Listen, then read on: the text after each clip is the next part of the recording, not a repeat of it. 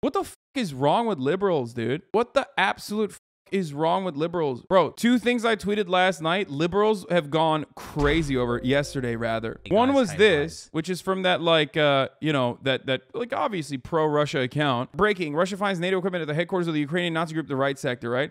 I said, wait till you hear about where they got the javelins from. And people were mad. Like, they were like, dude, you're doing like pro-Russia propaganda again. I'm like, dog, like, even if it's not, I don't think this is real, okay?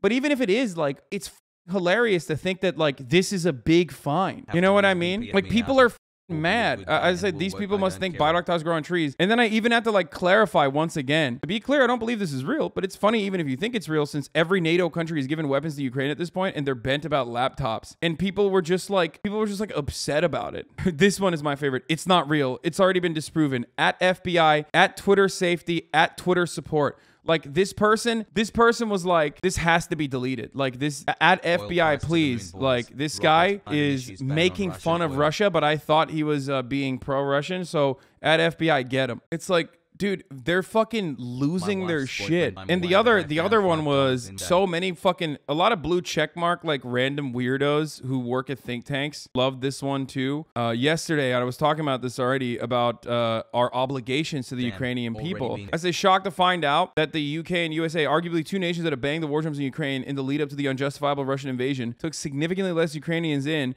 than the bad appeasing countries like Germany. Standing with the Ukrainians, though, am I right? I hope they change their attitude soon. UK has only accepted 50 out of the 5,000 applications so far. Even France seems to be upset by their lack of involvement. The US has taken in 0 since the conflict began, and only 236 between January 1st and 30th. We have a cap of 10K European refugees. People get super duper pissy when you mock America and act like America bad isn't relevant. It's weird.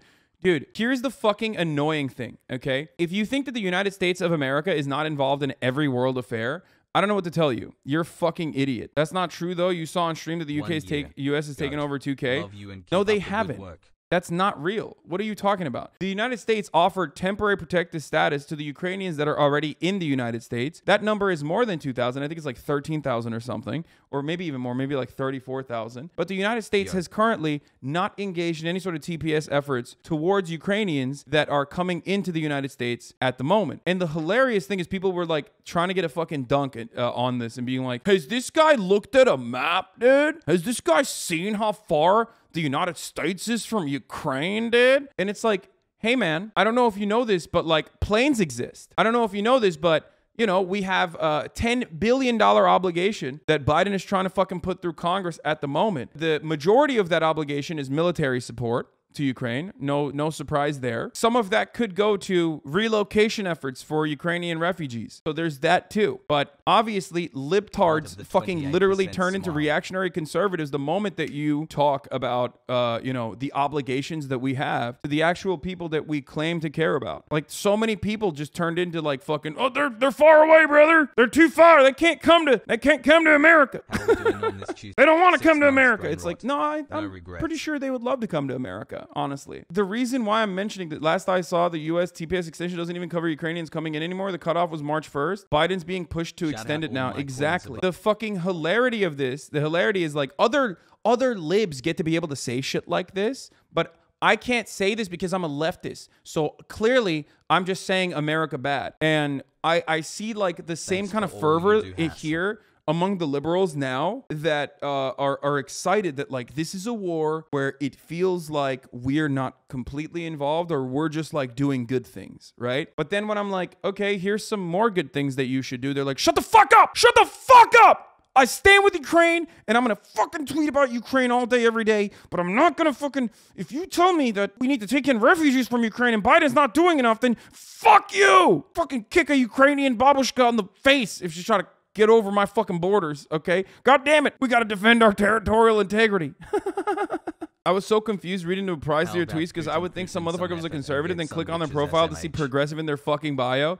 Yeah, progressivism is when you say, hey, planes don't exist to bring in Ukrainian refugees to the United States of America. Like, that's when you're fucking progressive. Yeah.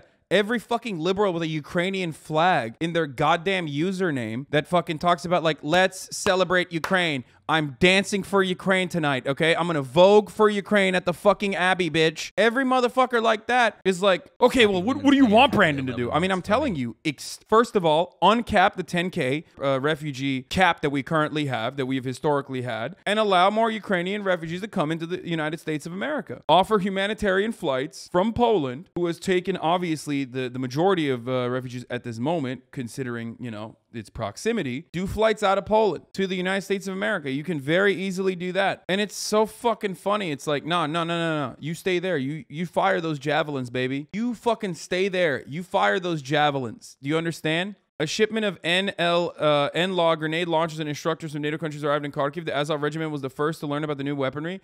Yeah, of course. Of course, yes. This is not the first time NATO has worked with fucking violent reactionary paramilitaries comprised of neo-Nazis, okay? I mean, I'm fucking Turkish, guys. Think about that. Turkey is a NATO nation. NATO has collaborated with ultra-nationalists in Turkey in perpetuity. What the fuck are you talking about? You think I don't know this shit? I'm confused on your refugee take. America takes in 1.5 million migrants along with the 200K Afghans last year. Why do we need to constantly take everyone in when Europe can take these migrants? Seems like you think you can dump whoever into this nation and all will be fine. That's right. Seems like you think you can just dump some Ukrainians into this nation. Listen. Yeah, all will be fine if we take every Ukrainian refugee, except as many Ukrainian refugees as we can, considering that they're human beings and they're escaping a war. What's the most Slav state they can move to? I mean, all the Poles live in fucking Illinois, so I guess, you know, Chicago. Now, they might uncap it, and I hope they do, and I hope they do it soon. Let's see what Ilhan Omar says. She usually has pretty good foreign policy takes. The consequences of flooding Ukraine with $1 billion in American weapons, likely not limited to just military-specific equipment, but also including small arms, ammo, are unpredictable and likely disastrous, specifically when they are given to paramilitary groups without accountability. I support giving Ukraine the resources it needs to defend its people. I have legitimate concerns about the size and scope. By the way, criticizing and questioning is my job as a leader, and a member of Congress is the hardest part of the job. Trust me, it's easy to just follow. Easy to criticize and question, hard to lead. What policies are you recommending?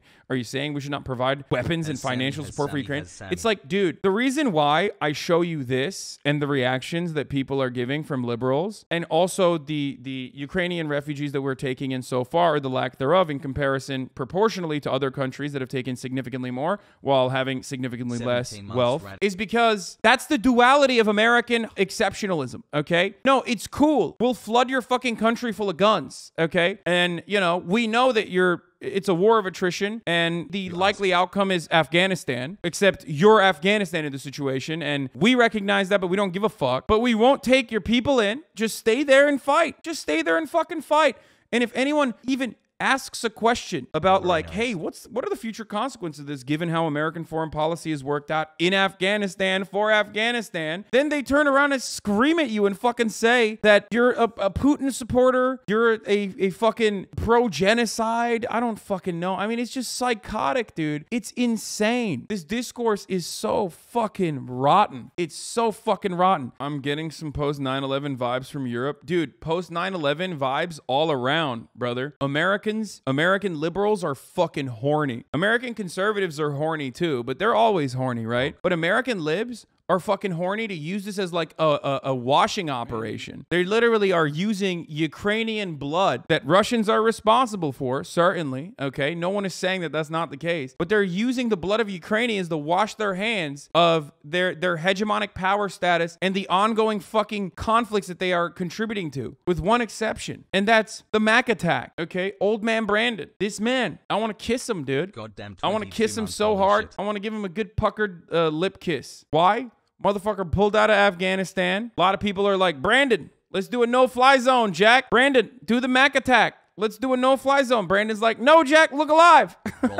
We'll keep giving you guns. But that's all about. That's just about what we're going to do. And I think part of the reason is even the fucking foreign policy blob is like, yeah, we can't pull off a no-fly zone because that would be World War III, nuclear holocaust, all that stuff. So I know that a lot of people are mad at Brandon right now because gas prices are about to go even higher. I know that, okay, we're going to show the NATO is doing Black Sun propaganda, okay? Just fucking wait. I'm going to show you. Yes, these are Nazis. Yes, okay? Yes, they're hot, but yes, also this is a Nazi. Yes, that is the black flag. I know. I am familiar with what is going on, okay? Obviously, nothing bad has ever happened historically when we've given weapons to reactionary groups. Here's another female Nazi with another Black Sun patch on her on her vest. But obviously, nothing has ever happened, historically speaking, where the United States has armed deliberately or sometimes on accident. The Black Sun is not necessarily a Nazi symbol. Shut the fuck up. It is 1 gorillion% a Nazi symbol. You literally have a lolly anime profile. You know more about Nazi symbols than anyone else because all of the other people with this kind of psychotic, brain-diseased fucking PFP and header is usually a Nazi. You weeb fuck. The Black Sun is not necessarily a Nazi symbol, actually. I'll have you know there were some good Nazis because I watched JoJo. And on part 2, episode 8, the Nazi ends up fighting alongside the main character for a little bit. Yeah, and then what does he do? Fascism doesn't mean Nazi. Dude, who cares? It's still fascist. What the fuck? What is this? Yikes, Hasan. Next, you're going to call Heinrich Himmler a Nazi. Remember how I, in the beginning of this broadcast, said there's going to be some real freak takes in here because, like, Discord is down? I'm glad that we started off 47 minutes in with a fucking lolly PFB header. Come in here and be like, the Black Sun is not necessarily a Nazi symbol.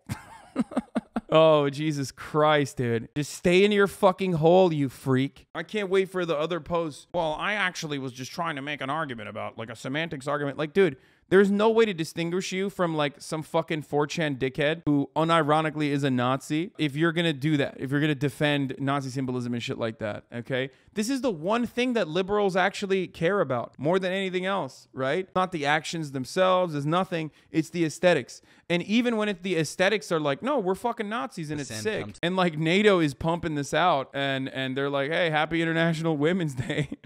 Like, what the fuck? All I'm asking for is this, okay? Take the fucking patch off. But you don't have to. You don't need to because, you know, you're proud. You're proud of it. You're like, I'm not taking the patch off. Even the American fucking sniper brigades that famously used to have the SS logos have learned to, like, do a little bit more PR, okay? PSYOP, yes or no? Too many accidental photos of Nazis? Dog, it's not a fucking PSYOP. It's just out and about, okay? It's not a PSYOP. They just don't give a shit. They do not care. They will not care. They will not care 20 years down the line when we do a synopsis or whatever, a look back 10 years down the line. What happened to the Ukrainian territories that were balkanized and split into violent roving gangs of paramilitaries that have different kind of nationalist attitudes, unifying under the Ukrainian nationalist forces? Was America responsible? You know, just wait for the fucking post 10-year take on this, okay? The Black Sun, the Schwarze Sonne, is a Nazi symbol and a type of sun wheel, okay, employed in a post-Nazi Germany context by neo-Nazis and in some strains of Satanism. The symbol's design consists of 12 radical sig runes, similar to the symbols employed by the SS in their logo. It first appeared in Nazi Germany as a design element in a castle at Wewelsburg, remodeled and expanded by the head of the SS, Heinrich Himmler, which he intended to be a center for the SS. They were like huge fucking nerds, okay? No, please go ahead. Tell me that this is not specifically a fucking Nazi symbol. What? You're gonna tell me next that the head of the SS, Heinrich Himmler, was a Nazi? Did he ever say he was a Nazi? We have this conversation every fucking stream because someone has to quite literally defend Nazis for some weird fucking reason. Well, not a weird reason, but I think you are just using whataboutism to compare Nazis to the Azov Battalion. Good one, dude. Good bait, brother. You got me. Yeah, whataboutism. By the way, this was literally in the background of the Azov Battalion's original logo, but then they fucking deleted this part. But they still have the fucking Black Sun patches, and they still rep it nonstop. Like you can see right here. Now, them fucking pulling this shit is one thing, but NATO fucking pumping this out is insane, dude. Are there just no pictures of Ukrainian soldiers without neo-Nazi insignias on their uniforms? Yeah, literally, like, can you not find one fucking photo? I just don't understand it. Like, they have to. They're like, no. We looked all around, dude. There's at least one.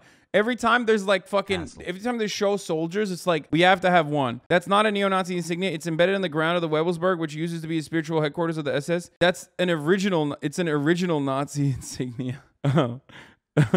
It's just like, fucking wild, dude. If there was only like 10 Azov battalion soldiers, which is not true, of course. But like, if that was the case, then how the fuck do you keep finding them? Like, you literally keep finding people that aren't even a part of the Azov battalion, and you keep fucking showing photos of them and being like, look at these brave people fighting. Why am I not seeing covering Wagner, Sparta battalions in Russia? You're just too one-sided with pushing a certain agenda. Do you want to know why? First of all, that's a lie. I have talked about the Wagner battalion multiple times, okay? A private military contractor group that the Russian government absolutely uses, and they are led by a straight-up fucking skinhead Nazi with, like, you know, swastika tattoos and shit too. But do you want to know why? Because I'm not giving them guns. My tax dollars are not paying for their weapons. And NATO is not posting the Wagner guy and going, dude, look at this brilliant, beautiful person, like defending Russian interests or whatever the fuck. Wagner has nothing to do with the government or ideology, BTS. It's a fucking private group, but it doesn't matter. I mean, Russia still uses it. And also, Russia is hyper-nationalist. And also, on top of that, Russia as a country absolutely is, I mean, they're using the Kadyrov battalion. What do you think? Those guys are fucking not like mega reactionary? Are you kidding me, dude? What you think the Chechen Kadyrov battalion is famous for being woke? Get the fuck out of here. Of course. This is 1,000,000% what I was fucking worried about. It's starting already. Putin's Nazi claims are absolutely ridiculous. Meanwhile, look at our beautiful Nazi lady soldiers. I mean, dude, that's what I mean. Like, Putin's denazification claims are fucking ridiculous. Okay? Putin's denazification claims are ridiculous, and the way to go about denazifying a country is not by invading it and bombing it. The only thing you're going to do in that situation is Nazify a country, which is currently happening. We're in the process of watching that Nazification occur, but it's like, it's wild to, you know, it's wild to not think about the next steps here. It's wild that even when you ask this question, like, holy shit, I've seen this happen time and time again. I've seen this happen all around South America. I've seen this happen in the Middle East, and I'm watching this happen right now in Ukraine. And I functionally, theoretically, should have a way to stop this, right? Because we're American citizens. We supposedly live in a democracy, right? That's the difference. We're not living in a fucking, you know, authoritarian state, right? Like, we should be able to put an end to this. We should be able to, like, you know, do something about this. And what I mean by that is immediate ceasefire, immediate peace negotiations with concessions made to Russia, of course, because they are the bully, and sometimes you have to fucking cave into the bullies, especially because, like, when people say, oh, well, what about the sovereignty of Ukrainians? What about the sovereignty of Ukrainians? Like, the sovereignty of Ukrainians are, unfortunately, and I say this in the most real way, is insignificant. The sovereignty of the Ukrainians or the defenses of the Ukrainians would have been absolutely obliterated if it wasn't for Western involvement in this circumstance. If it wasn't for the NLAW grenade launchers, if it wasn't for the Javelin missiles, there would be no fucking sovereignty of Ukrainians regardless. That's the unfortunate reality. And if it was for the sovereignty of Ukrainians and what their actual genuine interests are, which I do understand. Obviously, you don't want to be fucking obliterated by Russia. You don't want to be obliterated by Russia. It's a very reasonable, very understandable fucking demand, request. Then the Ukrainians want a fucking no-fly zone. Why are we not giving it to them? The Ukrainians want it to be a part of NATO. Why are we not giving it to them? Why were we never going to give it to them? It doesn't matter. Like, the sovereignty of Ukrainians is insignificant in this situation, and I try to explain it to you over and over again when we're talking about fucking two major superpowers having a conversation with one another and putting an end to this. The only thing I care about in the situation is stopping this war immediately and hopefully not having as many Ukrainians fucking die. And I don't know what the fallout from this is going to look like regardless. I don't know if there's any way to salvage this situation at all. A war over territorial integrity should be ended by sacrificing it so Russia just wins. There is no, the W in this situation is Ukrainian lives, okay? That's the W. The most amount of, if you maximize the amount of fucking Ukrainians that survive the situation, so Ukraine can go back to like some kind of normalized relationship and doesn't turn into fucking Afghanistan, because Americans are such selfish fucking babies, dude. It does take massive nuts to be able to say this, by the way, as Ilhan Omar has. I respect her so much. But aren't Ukrainians not willing to do that? Dude, I'm talking about this from the perspective of America, the United States of America. I'm talking about this from the perspective of such a psychotic thing to say, lol. No, dude, you're a child. That's the problem. Everybody thinks about this from a childish perspective, like good and evil. Sometimes you have to do something that you normally would never want to do. You are not considering the civilians that are fucking dying on the receiving end of Russian shelling, okay? They aren't going to give up the fight just because USA tells them to. I know the fallout is going to probably last forever. I am fearful. I'm fearful and worried and scared that even if Zelensky concedes to Russia's certain demands, okay, some kind of Minsk agreement is reinstituted. Demilitarization, of course, is not going to happen. Obviously, that's ridiculous. But when that fucking happens, I'm terrified that they're just going to fucking assassinate Zelensky and like institute some fucking mega reactionary right-wing psychopath. What's different from this in appeasement? Why would Putin stop when he's winning concessions? Okay, and I have to repeat this one more time. I'm sorry, some of you probably get really annoyed hearing this over and over again. The counter to appeasement is war. We're already currently doing something worse than appeasement, as a matter of fact. People refuse to comprehend this. We're not, are we fucking fighting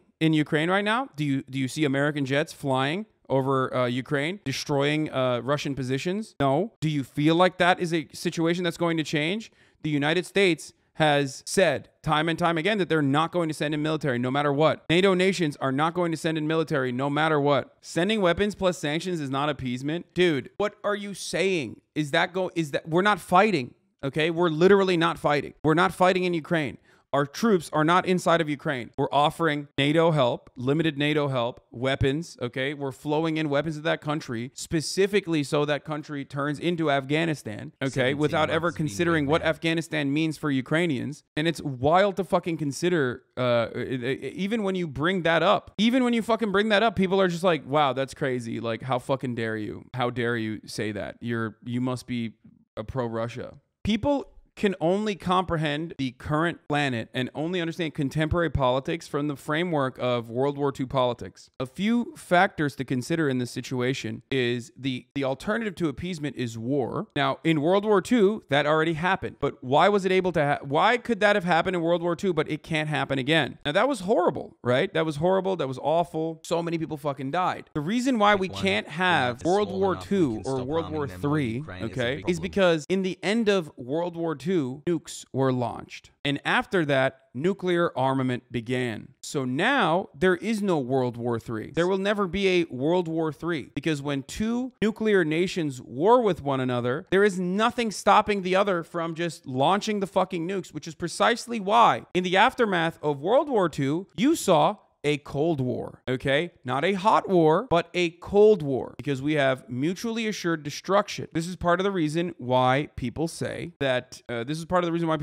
nukes actually brought about world peace, okay? Why would a person launch nukes if they know they're going to get nuked in return? Because they don't give a shit. It's scorched earth. They're dying anyway. That's what do you mean? Why would they do that? Proxy wars are still fighting appeasement. This is a really bad kick the can down the road solution you have. What a stupid rebuttal. It's not appeasement. It's a proxy war. I had hardly considered South Korea appeasement. Okay. Incredible example here, but I don't consider the fucking Korean War to be a dub for, you know, the Koreans that are now locked in a fucking theocratic monarchy. Again, 20% of the fucking Korean population just melted. Not a single standing fucking building in North Korea. That's insane. You look at that and you think like, oh, this is a proxy war. It's good. Vietnam, another proxy war technically. Oh, it's great. Afghanistan. Afghanistan 1 was a proxy war. Afghanistan 2, when we got into Afghanistan, was the consequence of our early proxy war.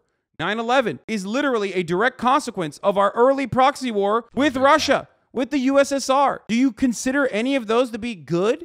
Do you consider that to be the appropriate thing? Do you not realize that everything that you are mentioning is literally things that you probably have criticized leading up to this moment? But now, when it's happening at your fucking doorstep, when that's currently occurring, when war is being waged, and there are some alternatives to be able to try to put an end to it, to exhaust all diplomatic options, you turn around and you say, nah, fuck that, dude. We need to keep doing it.